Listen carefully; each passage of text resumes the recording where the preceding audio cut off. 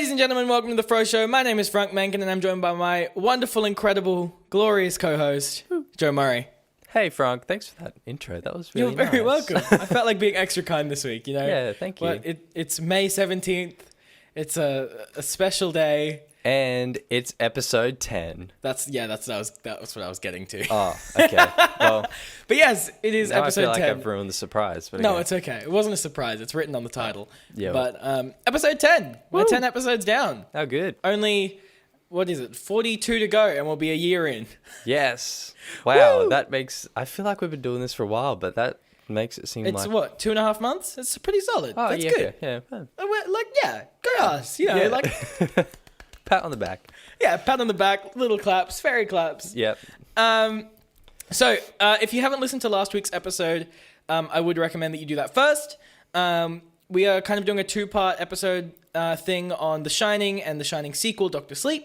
Mm-hmm. Last week we talked a lot about The Shining, Joe's first experience. Joe has never watched these films before, so it's his first experience, which is great. Yes. So last week we talked a lot about The Shining, and all the nuances and everything, and it gets pretty deep.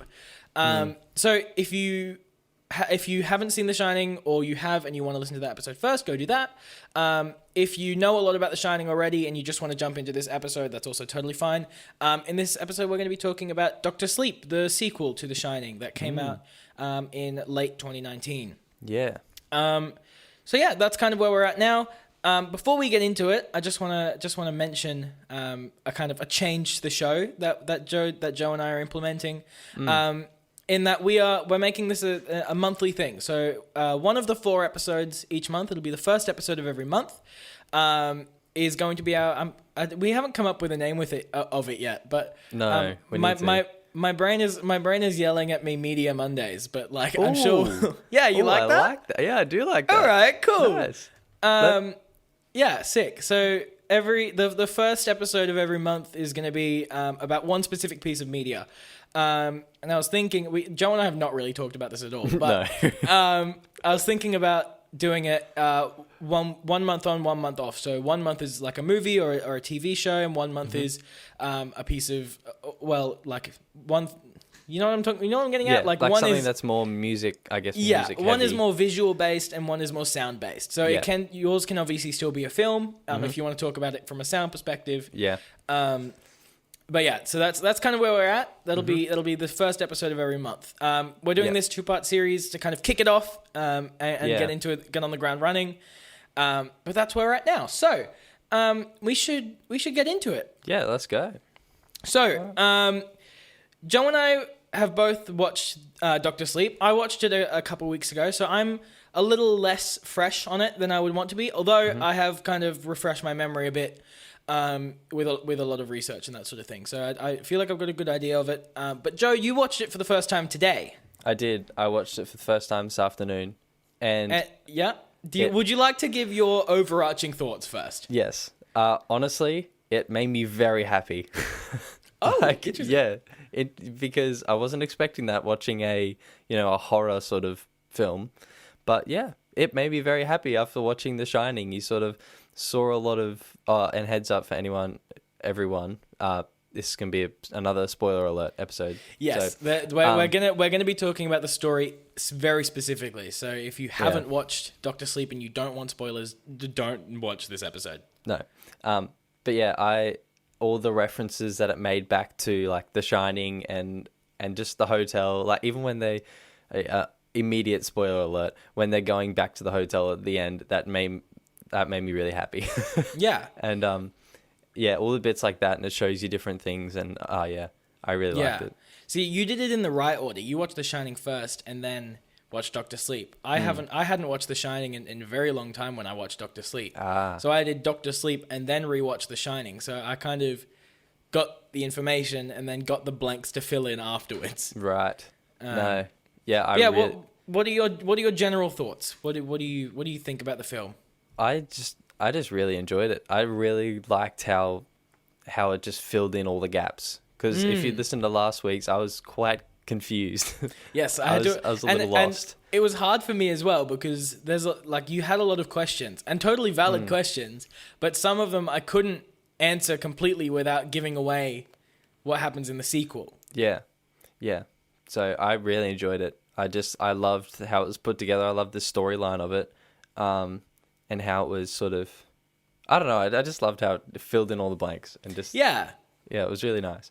Yeah, I really enjoyed it as well. Obviously, the biggest thing that I found was that it's a very different film to The Shining. They're thematically very similar, but as a whole, as a movie, they're incredibly different. Like they're shot very similarly, but the tone of the film is very different. Whereas the first Shining is very like psychological thriller. Yeah. Doctor Sleep really leans into that horror kind of side. Yeah. And it still has that psychological aspect, but it's a lot less subtle, I think. Yeah. And I actually kind of found it the other way around. I didn't find this, well, I guess this one as scary, quotation marks scary, as the first one, because I felt like it didn't mess with my head as much. Yeah, but that's exactly what I mean. Like it was a lot less subtle. It kind of told you when to be scared, rather than in the original Shining where it was like, oh shit, I'm scared. Yeah, yeah. Would you say that could be just more of a modern style of movie making, or? I think it's a combination of Stanley Kubrick was obviously a visionary, and this is obviously directed by someone else, so it's not Kubrick. It doesn't have Kubrick's vision behind it. And Kubrick was a lot more subtle in the way he shot his films. Like all of his films are still debated to this day. So Yeah. I think it's a combination of it not being directed by Stanley Kubrick, as well as generally films need to kind of be handed a bit more to the audience these days.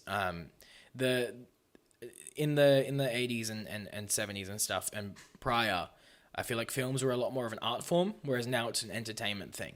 Yeah, right. So especially a large film like Doctor Sleep, which is a Warner Brothers Pictures film with a budget of like almost $400 million. Yeah, right. Like they can't be as subtle because they have to make sure it makes money. Yeah. Which is why I was glad it was still such a good film. Yeah. But yeah, as a whole, I really, really liked it. I thought it was a really good film. The way it filled in the blanks was incredibly satisfying. Yeah.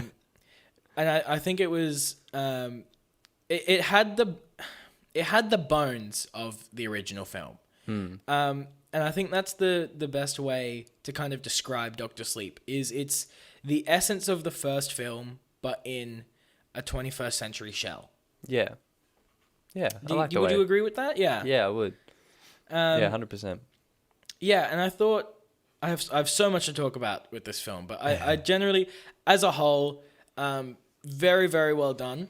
My only thing that I would have kind of wished for or hoped is that it was slightly more subtle in its storytelling. Okay. Kind of more like that it leaned more into the vein of Stanley Kubrick's kind of open-ended storytelling. Right. Yeah. Yeah, okay. Yeah, because I remember us talking about particularly the end of The Shining was a bit of a cliffhanger, Very I open, guess. yeah. Yeah. Whereas Doctor Sleep really doesn't leave that room for interpretation, which like is totally fair because it's the end of the story. So like you can't really have an open-ended ending at the end of like what's actually the end of a story. Yeah. But yeah, and I think that it did retain enough of the qualities of the original film to still be super, super good. Like super good. Yeah. Yeah, no, I really enjoyed it. What did you think on like a sound design level, both music and actual sound design? Well, music, I don't know, they were very different. I felt they were very different in the use of them, and that's probably a mixture of like different director and just a different era that they were made in, produced in. But like I found the music in Doctor Sleep, there just wasn't as much. Like and where it was, I found it kind of lacking. Added, but it didn't have that. And I'm going to keep using the word subtle because it's the only way that I can describe this. But it didn't have the subtle qualities of the original Shining, where it very slowly builds. This was very much like you be scared now. Yeah, and they used a lot more like silence. I've talked a bit about silence before and how, having just nothing there can just make you really uneasy, and then it sort of builds up for the thing that comes next. And I felt they used that a lot more than music. So in The Shining, they would have had strings or something that built up, the whole scene to the end where it's like a scary bit or something. Yeah. Whereas in Doctor Sleep, it was more like, it was kind of maybe a bit of music, and then it sort of went silent, and it's like, oh no, what's going to happen? Yeah. So I don't know, they just used it very differently, I found. And I think that the way that they did it made it a bit easier to kind of anticipate when something was going to happen. Yeah, because Whereas- I found in The Shining it was hard. Like, Yeah, in The Shining, you don't know if it's going to be them opening a door or getting like spear tackled by a ghost. yeah. No, so it was interesting. It's very interesting how different it was. Yeah, and I definitely think it was very well done. Yeah, But I think that that's kind of the part that was the least consistent compared to the original Shining. Was how different they were using music, and I do really wish that they had kept the original qualities of The Shining. yeah. There were definitely times where they referred back to it, particularly when they go back to the hotel. Yeah, But yeah, and I think the way they use the music towards the end is a lot better. yeah, I really like that. But then again, I think it kind of helps with, because I think they use it a bit at the beginning as well, where it's sort of, we look at Danny as a kid again. And I think it kind of helps that, the when the movie is set is in a different era as well, because he is 30 years older or whatever. Yeah. So I don't know.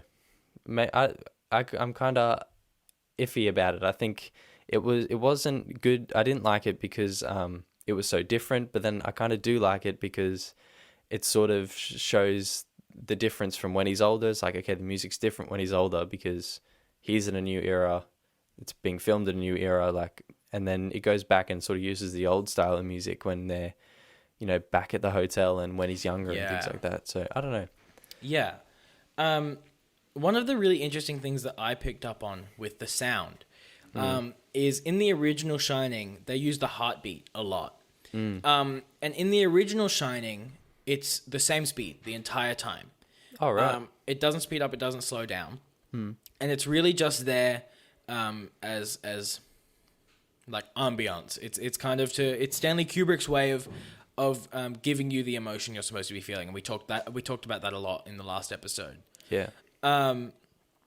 But what I found really interesting in this one is that it's very actively used to create tension.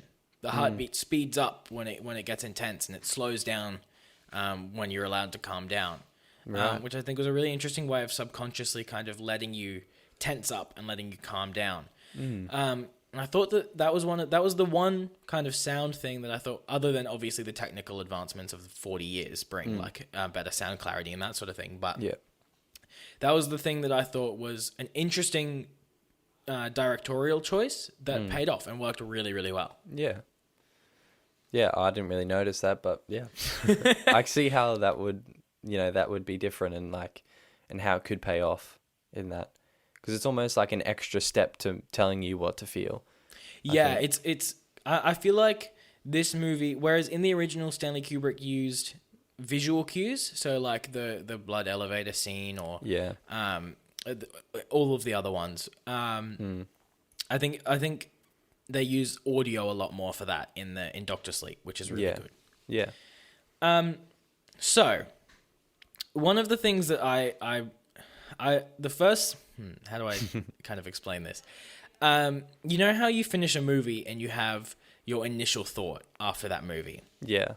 So my immediate thought after finishing Doctor Sleep, like credits rolled, movie's finished, and all I could think about was how incredible Ewan McGregor was as Danny. Yes.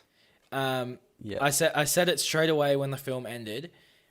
This Doctor Sleep is to Ewan McGregor's career what The Shining was to Jack Nicholson's. It is going to be a movie that in 20 years, and it's not getting the recognition it deserves now, but in 20 years, people are going to look back on it and go, that was a great film. Yeah, for sure. And Ewan McGregor like shines in it. It's so good. Just the way that he gives you those emotions, but without handing them to you. It's very subtle. Yeah. And he's very good at that as a very subtle actor. One thing in Doctor Sleep that kind of clicked in my head that I didn't get before when watching The Shining was the way that The Shining uses the hedge maze. Because what I realized watching Doctor Sleep is that Danny, and it's very explicitly said in the film that Danny is still followed by the hotel. And he's become trapped by the hotel. And like you see that all throughout the film, particularly when it shows his mind, and it's the hedge maze from The Shining. Yeah. That the way that kind of clicked in my head was looking back on, and I talked about this scene and it's my favorite scene from The Shining, the scene where it kind of angles down into the hedge maze model and shows shows them walking around. Yep. I didn't understand the symbolism of that before I watched Doctor Sleep, and I really wanted to talk about this last week, but I couldn't without giving it away. Yeah. That in The Shining, that whole shot is showing that Jack Torrance is trapped in that maze. He's trapped in his mind. That's that kind of mental state. And that maze represents his mental state. And so at the end of the film, when he's running through the maze lost, he's like lost in his own mind. Wow. And that's what I was kind of getting to with that whole wild animal thing. Yeah. Of like, he's just lost. He doesn't know what to do. Yeah. And by Danny's also lost throughout the whole film. Like he's a recovering addict. He's found his coping mechanisms, but the hotel still follows him, and he's still lost in that hotel mentally instead of physically. Yeah. But I thought that symbolism was super, super interesting. Yeah. And it's really cool how they sort of linked that between the two movies as well. I think with like when you look into Danny's mind and the chests or whatever are in the maze, and it's like it's kind of like he's trapped in the maze as well. Yeah, he's like trapped himself, sort of. Yeah. I don't know. Yeah, definitely. I found that really interesting as well. So, I guess looking at that, to me it sort of links up those two ideas, like Jack being lost in the maze, being lost in his head, and then it's like Danny's head is the maze, and Danny kind of inheriting that trait from his father. Yeah. I also really liked how Dr. Sleep continues kind of the line of alcoholism with Danny. How that's an issue for him as well. Yeah. Because that's a very big, obviously that's a very big motif in The Shining, is Jack's alcoholism. Yeah. And this, and I'm coming to a specific scene, is the scene where Danny is in the bar and he sees his dad. Yeah. And I want to talk about this scene because I had goosebumps the entire time. Yeah. It is so well done. And it really brings it back. That whole scene brings back that idea of the fact that Jack has always been the custodian. He's always been here. And it kind of, and by him being Danny the bartender, I think that's his name. No, Lloyd, sorry. Lloyd the bartender. Yeah. Lloyd.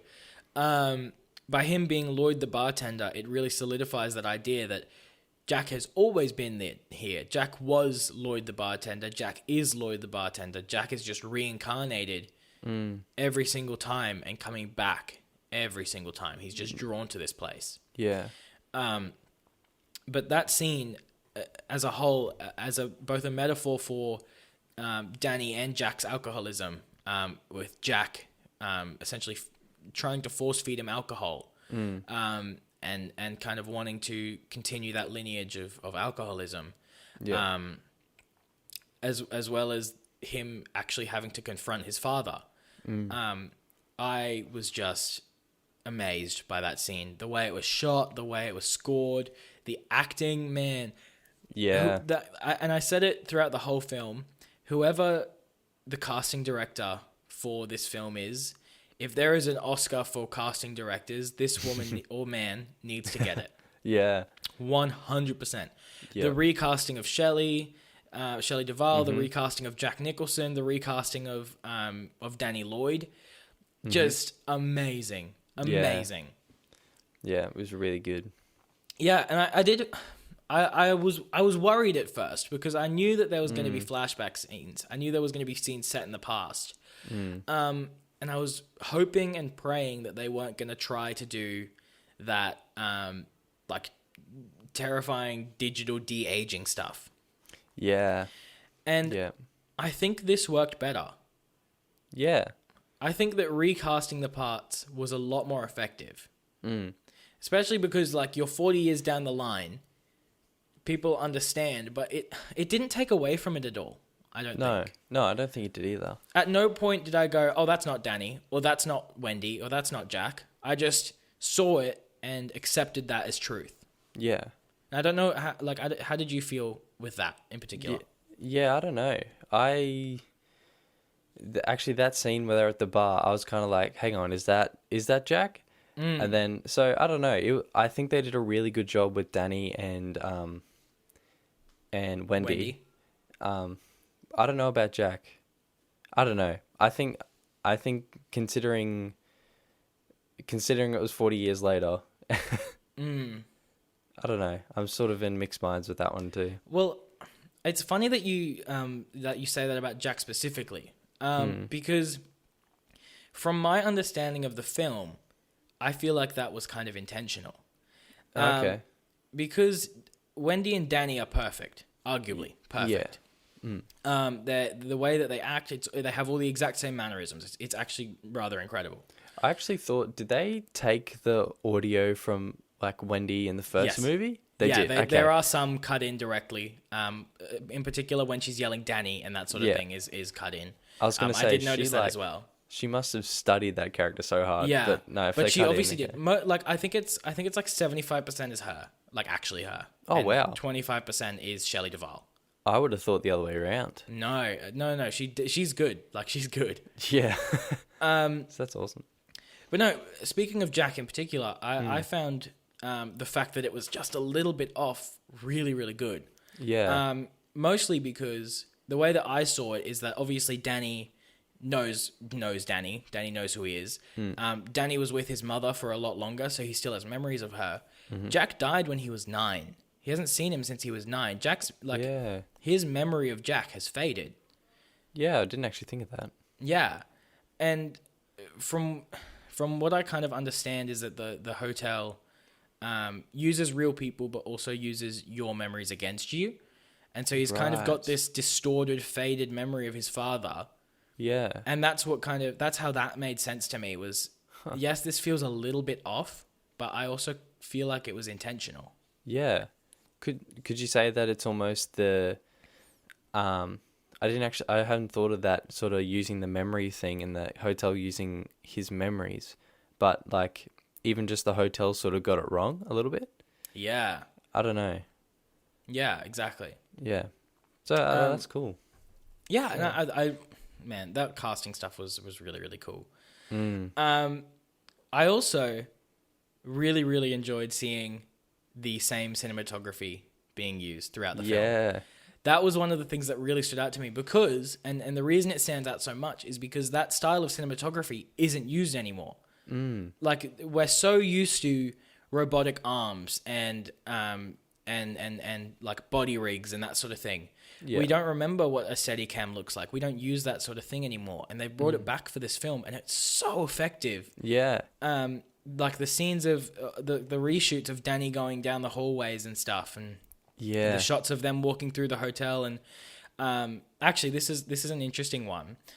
Speaking of cinematography, the scene where Danny returns to the hotel and is walking through it is almost shot for shot with the scene towards the end of Jack at the end of The Shining, of Jack walking through the hotel before he gets the fire axe. Really? Yeah, so that gave me goosebumps. After he gets hit on the head and he's walking through the hotel to go find the fire axe, it's almost shot for shot. So Danny walking into the hotel, not knowing what's going to happen with all the lights like slowly turning on and stuff. Almost shot for shot with that shot with Jack. Wow. Crazy stuff. That is crazy. Props to, I think, is his name Mike? I want to say Mike Flanagan. I know it's Flanagan something. Yes, it's Mike Flanagan. Nice. Yeah, but like props to Mike Flanagan for bringing back that style of cinematography, because it obviously would have been way easier for him to use the stuff that he's been so used to the past, 20, 30 years of his film career. Yeah. And in keeping that whole style of filming alive. Yeah, I was a little bit skeptical when I was like starting watching it, because I was like, being a movie released late last year, it's like, is it gonna look like one of the newer horror movies sort of thing? Yeah. I was kind of like, it's just gonna be jump scares around every corner, and like it's just gonna look like one of these contemporary horror movies, but I really didn't feel like it was. Yeah. I did have one moment where I felt like that, and it was the part where I don't remember the name, and I really should, but the group of like old beings, the like soul sucker people. Yeah. The scene where they kill the baseball boy. All right. Now that scene is very good. It is incredibly good, and Jacob Tremblay is an incredible actor, and he's like 12. Like, go that kid. Yeah. But that was, while it's a very good scene and it does show how evil these people are, I didn't feel like it was entirely necessary. Right. Like, I get why it was there, but I don't think that scene was necessary at all. I think that you could have cut that scene entirely and just had them pick him up from, like when they pick him up in the van. Yeah. And then cut to and then the next time you see him is as the body in the ground. Right. I get why they put that scene in there, but I feel like that's a remnant of current horror, is that kind of very in your face murder. Yeah. Okay. Which wasn't a part of the original Shining. The Shining was all about subtlety.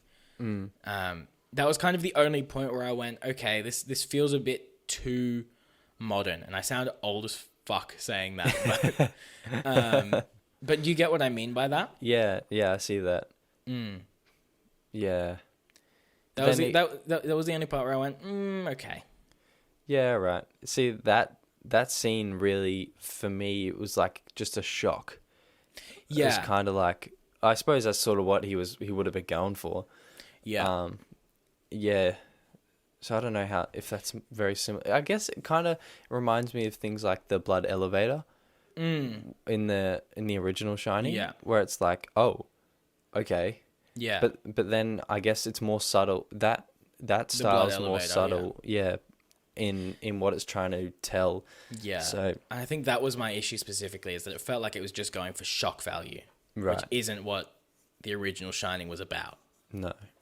The original Shining was about making you unsettled. And it certainly did that. Oh, it absolutely did that. 100%, no doubt about it. Yes. But no, as a whole, I think Doctor Sleep is a fantastic continuation. It's a really satisfying end. It is, yeah. And seeing the Overlook Hotel burn down is incredibly satisfying. And it's very good. Yeah. I just wish that Steven Kubrick directed it. Yeah. And I know that that's not an option because he's very dead. How old was he when he did the first one? Oh, he was already in his 50s. Right. When did he pass away? Late 90s, I think. Oh, 99. Yeah. He died in 99. He dead. Was, let me do the maths in my head, 52 when The Shining was released. Okay. And he died in 99. So he was born in 1928. Right. But yeah, it's a great film. It suffers from not having the vision of Stanley Kubrick, which is such a dumb thing to say because Stanley Kubrick is obviously dead and there's nothing we can do about it. But he was such a visionary filmmaker, and his vision was such an integral part to making The Shining so good that without it, it kind of detracts from it. Yeah. But that being said, yeah, go. Sorry. The second movie, so Doctor Sleep, Sleep. was that words? Mark Flanagan. Yeah. No, that was based off a book as well, wasn't it? Yes. So it's kind of hard, and this is one of the things that I have in my notes is that Stanley Kubrick obviously did not enjoy the original Shining because Stanley Kubrick changed it so much. Yeah. But Mike Flanagan, and I'm just going to read this from my thing. Mike Flanagan had to convince Stephen King that despite his own distaste for Stanley Kubrick's The Shining, audiences were more familiar with that version rather than the miniseries he did in 1997, and largely preferred the film to the miniseries. Therefore, this film had to be a sequel to the film rather than the book. Right. So, that was kind of going to be my follow-up question. Was it meant to be a sequel of the book? Yeah, no, it's a direct sequel to the film, and that's very intentional. Yeah. And that's the thing is that in the original book, the Shining ends with the Overlook Hotel burning down. That's how the book ends. Ah, right. Which is what I said last week, which is what I mentioned last week and said I would tell you this week. So that's how the original book ends, is the Overlook Hotel burns down. And in Doctor Sleep, the final kind of showdown happens on like the burnt husk of the Overlook Hotel. Yeah. But yeah, so it's kind of difficult it is very difficult making a film like this that's a sequel to a film that the author doesn't like. Which is rough. But apparently Stephen King is very happy with Doctor Sleep, actually. He's come out and said that he's very happy with how it came out because it's half the book, half the movie, really. Yeah. It takes all the biggest things from the movie, but also adds in a lot from Stephen King's novel, which is why I think he's rather happy with it. Yeah. But as a whole, I would probably give Doctor Sleep like an 8.5 out of 10. All right. See, I really enjoyed Doctor Sleep. Oh, I super enjoyed it. I loved it. I really, really did. Like I don't know. I don't know if I want to say this. I would almost pick it over The Shining. Oh, interesting. But I suppose the only reason I would do that is because I had seen The Shining before. Yeah, that's fair. And because I don't know, it was just very satisfying for me seeing all the gaps filled. And I get that. Yeah. So I don't know. Would you like to give it a rating? Oh, it'd probably be a 9 out of 10. A 9. All right. I did really enjoy it. It's very good. Mm. All right. So that's our kind of general overview review of the film. I'm now going to get into some little interesting things about the film. So unfortunately, I don't have a super fun fact like I did last week, like how the website of The Shining, theoverlookhotel.com, is owned by the director of Toy Story 3. That is funny. It is incredibly funny, but I do have a lot of very interesting stuff.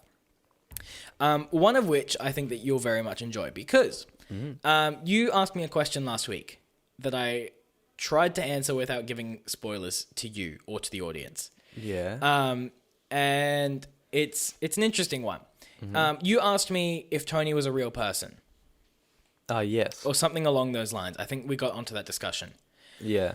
Now, I tried my very, very best to skirt around the subject because in Doctor Sleep, it's kind of made a lot clearer, but it's still a very subtle thing. Would you like to... I'm not sure if you picked up on it in Doctor Sleep at all, on who Tony is, but... Well, he did mention it because it's just like... Isn't it just the Shine talking to him? But he sort of... so the way he comprehended it was as another person in his head. Yes, and that's the answer I gave you last week, right. which is technically true. But in Doctor Sleep, Danny tries to contact Tony, at one Oh point. yeah. Yeah, it happens once in the film. He asks Yeah. Tony for advice. And what happens? Tony doesn't reply. No. So, and this is something that's Now- explicitly stated in the novel, I'm but is confused. kind of alluded to in the film by Danny trying to contact Tony and not getting a response. The thing that I couldn't tell you last week is that Tony is actually Danny from the future, and is Danny kind of talking back to himself. What? Yeah. Or at least that's, and obviously all these films are up for interpretation, but that's kind of the main thing, and is obviously explicitly said in the novel. So Tony is Danny talking to himself from the future. Wow. The reason why Danny doesn't get a response when he asks Tony for help in Doctor Sleep is because he dies at the end. That's So right. there is no future Danny to respond. Oh, wow. Yeah. Interesting, That is right? insane. Yeah. Do we Yeah. ever see future Danny talk to No, little Danny? it's never No. it's never shown in the film. No, I didn't think so. This does really make me want to read the books though, because the more research I do, the more I'm like, oh, there's so much subtle things in there. Yeah. But I feel like it would make me kind of they're very different to the films, which is kind of the issue. Yeah, right. But yeah, I found that really interesting. That because I wondered about that myself when I was watching Doctor Sleep, and it didn't really make sense until I finished the film. When because Danny tried to talk to Tony, and I was like, wow, what a dick! He's not responding. But it does make sense that because Danny's dead, he can't talk to himself from the future. Yeah. Apparently it only works if you're alive. I mean, he's still a ghost, so he can still contact, but Yeah, because he talks to the girl once he's dead. but surely that only works for the living. Because yeah.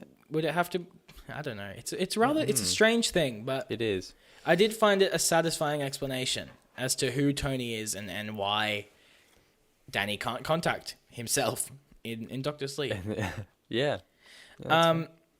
So from a kind of cinematography perspective, something that's really interesting is obviously what we talked about before in terms of Mike Flanagan using is that a word? Cinematographical cinematography techniques from There you go. Yeah, let's go with that. there we go, let's go with that, from the late 70s and early 80s with like steady cams and that sort of thing. But one thing that's really interesting is that there are actually 3 shots in Doctor Sleep that are directly taken from The Shining, the original film, and repurposed and reused. So the opening shot of the film is the exact same as The Shining. The scene where the camera like flies towards the lake with the island in the middle and then zooms off to the side. Yeah.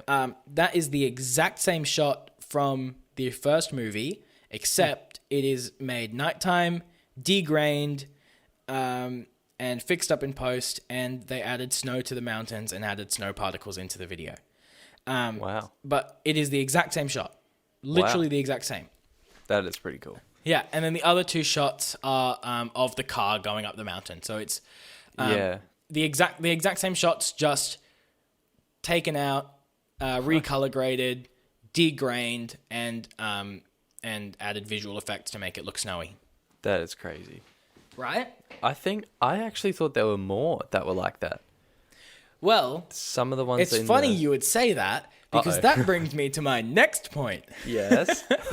Is and this is obviously a lot of stuff. This is literally my next 3 points. So obviously the Overlook Hotel looks the exact same in Doctor Sleep, and it's wild because those sets don't exist anymore. No. They had to rebuild them. Rebuild it. Wow. And obviously the easiest way to do something like that would be to rebuild, a small portion of it and green screen the rest, like a normal production company would. Not Mike Flanagan. I was gonna. Something tells me that's not what he did. Something tells me that's not what happened. No. He rebuilt it. He built the actual set. He built the sets, which is fucking mental. That is insane. Yeah. Yeah, like wall to floor, everything is the exact same. Wow. The only thing that he had to CGI in was the roof and the ceilings, because they had to put in lights and stuff for filming and that sort of thing. Oh, That was wow, the only thing that is CGI'd in, is the roof. That's pretty crazy. I found that super interesting. Yeah. That they fully rebuilt these sets specifically for this film. When there's obviously much easier ways to do it. Now, continuing on that point, during the recreation of all the sets, there's a couple of things that were really interesting. The first is, and obviously the incredibly famous hexagon carpet. Yeah.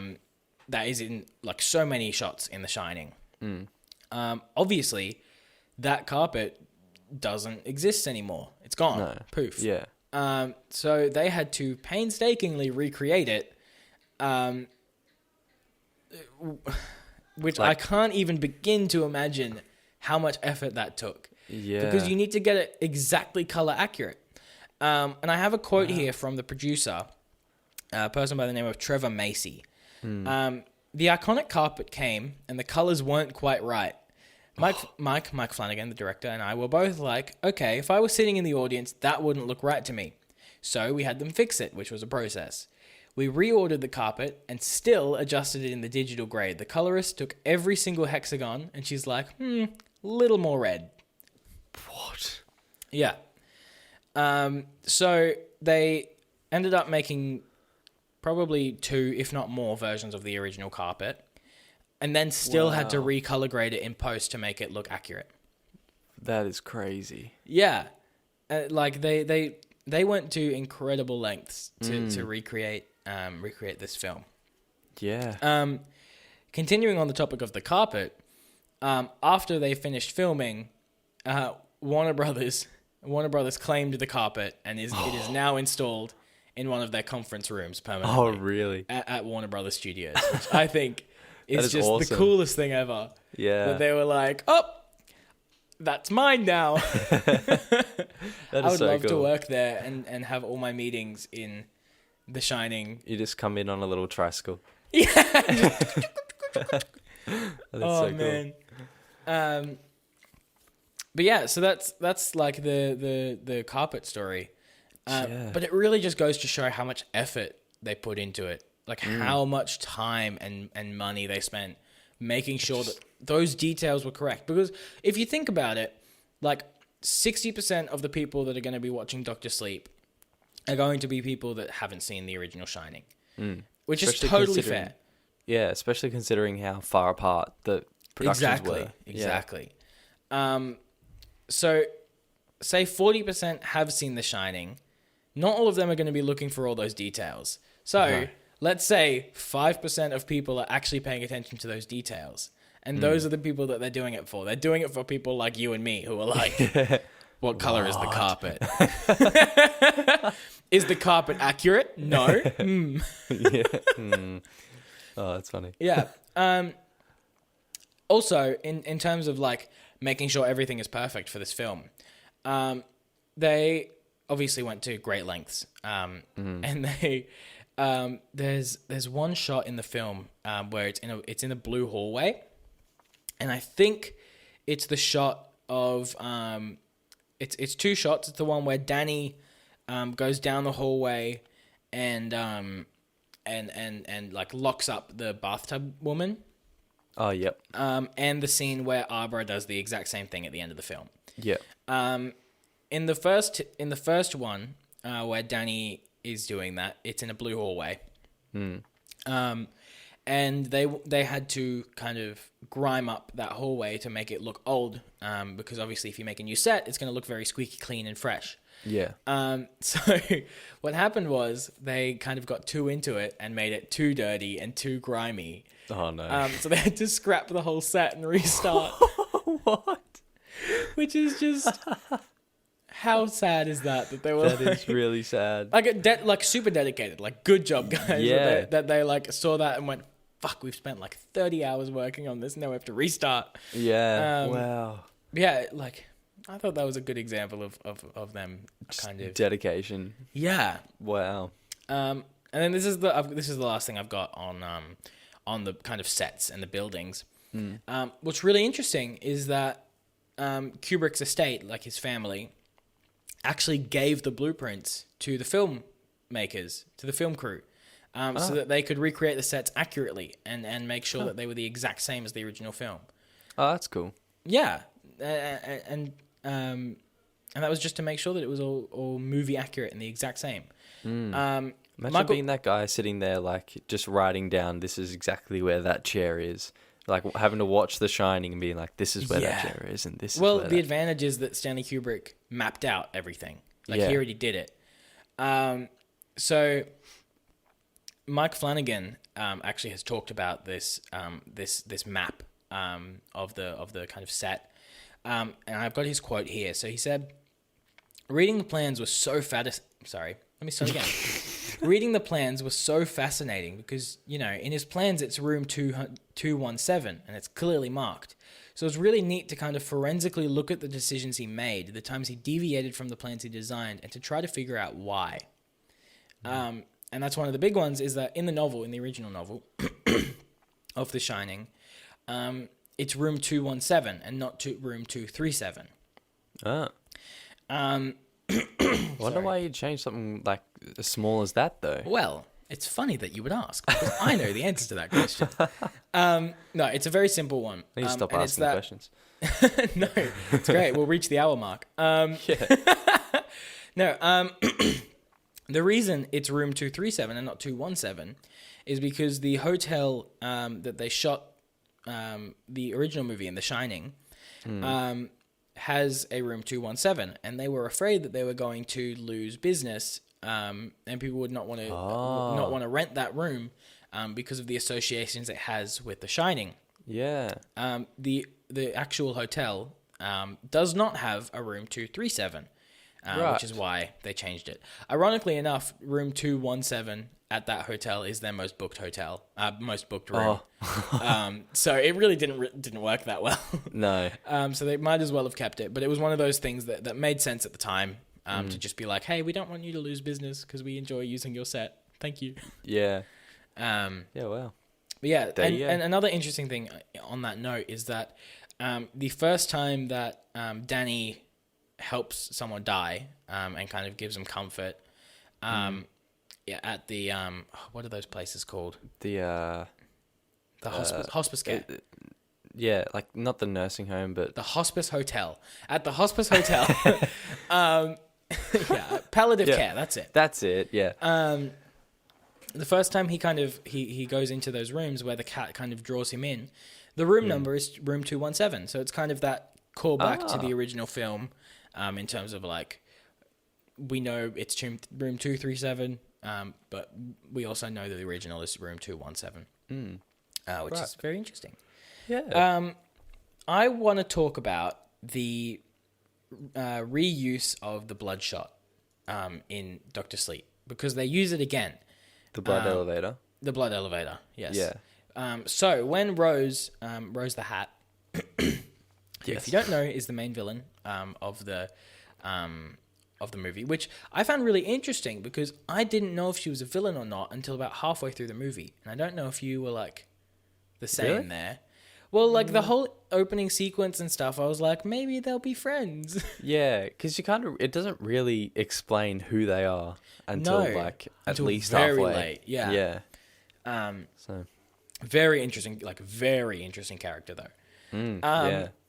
But yeah, so the Dr. Sleep reuses the blood elevator scene, and in a very interesting way. It's when Rose first enters the Overlook Hotel, and it's kind of there to represent her being overwhelmed by the hotel. At least that's how I kind of interpreted it. What's interesting is that it is to the drop the exact same as the first Shining, but it is not the same shot. What? Yeah. It's not the same shot. It is, and if you put them right next to each other, one is angled up like this, and one is looking straight and slightly down like this. For the audio listeners, I am using my hands to demonstrate. If you would like to see that, you should go to the Froe Show YouTube channel and watch this episode. But no, the reason that the angle is different in Doctor Sleep is because those shots are supposed to be from the character's perspective. So in the original Shining, it's from Danny's perspective, so it's a lot lower to the ground. Yeah. In Doctor Sleep, it's from Rose's perspective, so it's a lot higher and pointing down. Yeah. Which I thought was like it's just one of those small subtle changes. Yeah. So they could have just as easily reused the shot from the original film and no one would have noticed. No. It would have made absolutely zero difference. Yeah, wow. But they went that little extra mile to make it an addition to the story. So how did they do that if it's like drop for drop sort of thing? Well, funny you would ask that Oh. because My goodness. man, this is great. Like Yeah. we haven't talked about any of my points before we started this. And you're just like perfectly leading into them. This is great. No, so in the original film, Kubrick had done it with a miniature. So it was a miniature and he just poured blood through it to get that shot. So it's probably like like a normal miniature. So it's probably like 1/16 scale, give or take. Wait, the actual shot's just a miniature? Yeah, in the actual film? shot is just a miniature in the film. Oh, wow. I'm never going to see that same again. You cannot notice. You will never notice. Really? It. Yeah. It looks... so much stuff in the 70s and 80s was shot with miniatures. Oh, Like right. it's the same in Star Wars. Most of that stuff is yeah. miniature, and you can't notice, and that's why all of that stuff has that iconic look because it's technically a miniature. Huh. But yeah, because he did it in miniature, the way that blood moves, or the way that blood moves specifically, is so specific. Right. So you could literally do it 10,000, 100,000 times, and you would never get it to look the exact same. Yeah. And because it's supposed to be the exact same, and that's an important kind of story beat, that it looks the exact same, they just recreated it digitally. So they did it with CGI. Yeah. Okay. And I think it looks great. I think it's a very effective effect. Yeah. Yeah. But Do yeah, you have so any idea how you would do that with CGI? Like, no. I unfortunately don't know a lot about I know the basics of how they would do it. They would have done it with a lot of fluid effects. Which is just it's a whole new ballpark. I know very surface level stuff on CGI and VFX, but not enough to explain that. yeah, I think I would have been a bit scared if you were just like, oh yeah, well, they would have, Yeah. Oh yeah. It's like, why don't you just make your own film? yeah, pretty much. But yeah, so it's really interesting that they specifically decided to completely recreate the shot digitally, just so that they could have a slightly different point of view. Yeah. I think that's like, Yeah. Well, then that's what I'm saying. Mike Flanagan put a lot of effort into this film, and he worked really hard to make it a good Shining film, like a good sequel. Yeah. So I give my ultimate props in regards to that man in terms of the work that he put in. Yeah. Completely. I have one last little thing. Mm-hmm. It's genuinely a very tiny thing, and I left it for last because it's such a tiny detail, and it pisses me off that I didn't notice it. So Oh no. in the original Shining, Wait, is this going to annoy me if I yes, know what 100%, it is? it's going to piss you off. I don't know because if I want to know. you're going to be pissed that you didn't notice it either because it's such an obvious thing. Okay. In the original Shining, there are several different colored typewriters. No. Yes, there are I think there's 3 different colors. No, you're wrong. Yeah, so there's a cream one, there's a tan one. They're all variants on the same color. They're just very slightly different. Okay. So they had to choose which one they were going to use. So they ended up using the one from the all work and no play makes Jack a dull boy scene because that has the close up. So they ended up using that one because they were like, well, that's the one that people will remember, which makes sense. That's totally a logical choice to make. Yeah. But it pisses me off to no end that I never noticed that they were different typewriters. And next time I watch it, I'm going to pay super close attention to it. Yeah. Were they meant to be different, or is it just kind of Maybe. what they had? They might have. Look, knowing Stanley Kubrick, it was probably intentional. Yeah. Wow. But yeah, that's my little fun facts on Doctor Sleep. That movie. That's the conclusion of my fun facts with Frank section. Fun facts with Frank. Sorry, just getting the focus back on my camera. Yeah, he's just waving his hand. So we've got like 5-10 minutes left in the episode if we want to keep going. Do you have anything you want to talk about in particular with the film? I'll leave it open-ended. Yeah, I forgot to mention this at the beginning. This is probably kind of a gross note to sort of wrap up on, but anyway, one of the first scenes with like older Danny is like he wakes up and like super hungover, and then he vomits. Yep. Goes to the bathroom, throws up, and then being the sound guy that I am, I was like, how do they make that sound? How do they make the vomit noise? Yeah. Interesting. Yeah, because I was... Is that what you were Googling before the episode? Yeah, yes, that is exactly what I was doing. Okay, carry on. I'm interested. And I'm sure there are like heaps of different ways you can do it. But this one source, this guy says that he got he said a gallon bottle that was like a orange juice bottle that was emptied, and he filled it up with water, and then he got like tomato paste. Oh no. And quickly poured the tomato paste into the bottle, and then before it like separated too much, he poured that bottle back onto the surface that they were vomiting on. So in this case, it would have been a toilet, and that's how you get the kind of chunky, not super thin sound from just like pouring water. It's like with big clumps of tomato paste or something like that. Oh, I hate that I know that. I didn't want to know that, honestly. I'm gonna think about that every single time someone throws up in a movie. I'm just gonna go, oh, tomatoes. Yeah, well, it's tomato paste and water. Ew. Yeah. Well, that's definitely an interesting one. Yeah, that was kind of something that just stuck with me at the end of the film. I was like, you're like, I wonder how they did the. It wasn't the story. It wasn't the acting. It wasn't the cinematography or audio. It was the vomit sound. All of what we've spoken about tonight has stuck with me, but that one in particular, it's funny because it was like one of the first scenes, and then I got to the end, I was like, how do they make vomit noises? And how did they actually do that? That's funny. Yeah. I didn't look up how they recreated the blood elevator, but I wanted to know how they made the vomit noise. You're like, I don't care about the shot-for-shot remake. I just want to know how they made the vomit noise. Yeah, exactly. You know what? Totally fair. More power to you. Yeah. So that's my fun fact for the night. Perfect. I really appreciate that fun fact. That actually has been a perfect addition and a great note to end on. As a whole, I'm absolutely not shitting on the film. I love this film. It is very easily like in my top 25 of all time.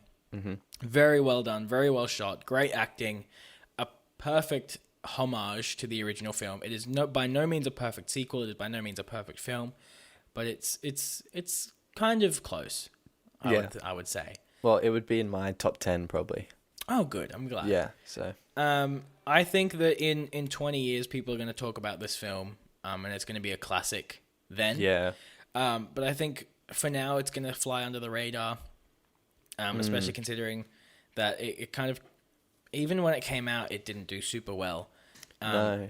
But, I think it'll catch steam later on, yeah. I think. I'd like to think that in 40 years, someone will be talking about it on their podcast too. Yeah. Yeah, look, we'd hope so. 2060? Let's do it. 2060, yeah. It'll be us. 2060, looking back at the films of the 2020s. Yeah. My goodness, I'll be 60. Like, The Shining. Films aren't like they used to be. No. Actually, that's an interesting thing to think about. Like, what will this could probably be a whole nother episode, and probably will be. But what will the industry look like in another 40 years? I'm writing it down now. We're going to talk about that next week. Yeah, cool. Because that's always something that's sort of blown my mind with music and like computers. What's the not virtual technology? reality? Yeah, technology and like, AI, yeah. What's it stand for? artificial intelligence. That's it. Artificial intelligence and creating music and things like that. And because Yeah. electronics already a big thing, but anyway, I'll leave We that will for next talk. week. We will talk about that next week. We'll talk about like the media and everything in 40 years next week. That's definitely an interesting topic. Yeah. That brings us to the end of this episode and the end of our kind of two-episode, Two-part episode series. thingies on The Shining and its sequel. Yeah. If you've watched both of these episodes, thank you for tuning in. If you've watched just this episode, thank you for tuning in, but a little bit less. If you want to watch more episodes of The Froe Show or listen to more episodes of The Froe Show, we have 9 other episodes that we're all very proud of. Most of them, at least. Yeah, maybe not the first one. But It's okay. Even then, it's a good episode. There's still decent information. We work really hard on this show. If you would like to see us in video form, you can find us on YouTube at The Froe Show. If you would like to follow and review the show on your podcast app of choice, that would be greatly appreciated. And share us with your friends if you think that they would enjoy this podcast and the stuff that we offer. Joe, do you have anything you want to finish on? Any notes about the film? Anything in particular? Or just life? Loved it. Watch it again. No, everyone should watch it. No, I would watch it again, but yes. All right. We will do another Media Mondays at the start of next month. So that will be June 1st, I believe, will be the next one. Yep, June 1st is the next episode of Media Mondays. Otherwise, we will see you next week, Monday, for the next episode of The Froe Show. Back to your regular programming. Thank you so much for listening. We will see you all next week. Bye. Bye. Bye.